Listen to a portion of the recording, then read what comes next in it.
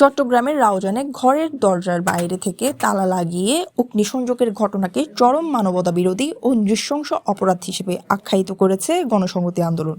এই ঘটনায় জড়িতদের অবিলম্বে গ্রেফতার করে দৃষ্টান্তমূলক শাস্তির দাবি জানিয়েছে সংগঠনটি।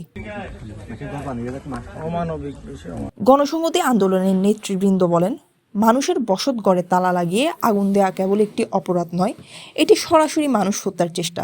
এমন নৃশংস ঘটনা রাউজান সহ পুরো এলাকায় মানুষের মধ্যে চরম নিরাপত্তাহীনতা সৃষ্টি করেছে। অপরাধীরা যদি প্রকাশ্যে ঘুরে বেড়ায় তাহলে সাধারণ মানুষের জীবন ও সম্পদ কোনোভাবেই নিরাপদ থাকতে পারে না বলেও মন্তব্য করেন তারা।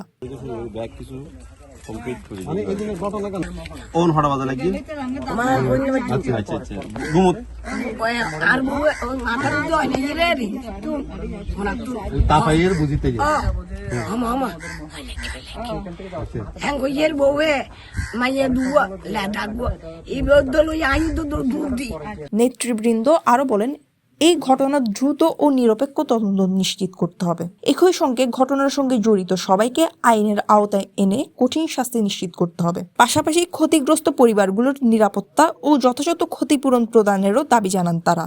গণসংহতি আন্দোলন প্রশাসনের প্রতি আহ্বান জানিয়ে বলেন, এলাকায় আইন শৃঙ্খলা পরিস্থিতি নিয়ন্ত্রণে কার্যকর ও দৃশ্যমান পদক্ষেপ নিতে হবে, না হলে এমন সহিংসতা ভবিষ্যতে আরও ভয়াবহ রূপ নিতে পারে বলে আশঙ্কা প্রকাশ করেন নেতারা।